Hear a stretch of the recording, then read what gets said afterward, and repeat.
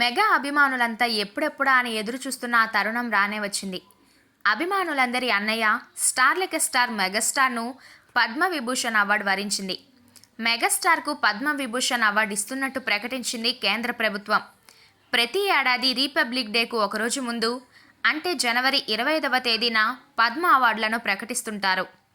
ఈ ఏడాది కూడా పద్మ పురస్కారాలకు ఎంపికైన వాళ్ళ పేర్లు ప్రకటించారు. ఇందులో భాగంగా చిరంజీవికి పద్మవిభూషణ్ అవార్డు ప్రకటించింది ప్రభుత్వం. చిరంజీవికి ఈ అవార్డు రాబోతుందంటూ కొన్ని రోజుల నుంచి ఇంటర్నెట్లో వార్తలు చక్కర్లు కొడుతున్నాయి. కానీ ఎక్కడా అధికారిక ప్రకటన లేదు. దీంతో ఈ విషయంలో కాస్త డైలమా ఏర్పడింది. ఇప్పుడు ప్రభుత్వం స్వయంగా చిరంజీవి పేరు ప్రకటించడంతో మెగా ఫ్యాన్స్ ఫుల్ జోష్లో ఉన్నారు. 150కి పైగా సినిమాలు చేసిన చిరంజీవి తన జీవిత ప్రస్థానంలో ఎన్నో అవార్డులు అందుకున్నారు. 1982లో శుభలేఖ అనే సినిమాకు మొదటి ఫిల్మ్ఫేర్ అవార్డు అందుకున్నారు. 1983లో వచ్చిన ఖైదీ సినిమా నార్మల్ స్టార్గా ఉన్న చిరంజీవిని మెగాస్టార్ని చేసింది. ఆ సినిమాకు కూడా చిరంజీవికి అవార్డు వచ్చింది. అక్కడ మొదలైన ఆయన అవార్డుల ప్రస్థానం నేడు దేశంలోనే రెండో అత్యున్నత పురస్కారంగా భావించే పద్మవిభూషణ్ వరకు చేరింది.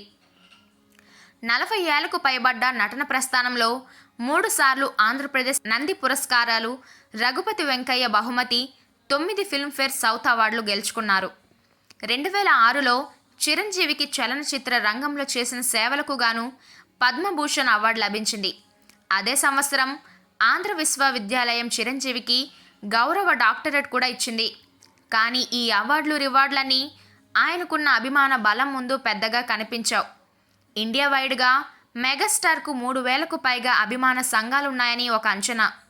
అంతటి అభిమాన బలం ఉంది కాబట్టే ఇప్పటికీ ఆయన మెగాస్టార్గా కొనసాగుతున్నారు.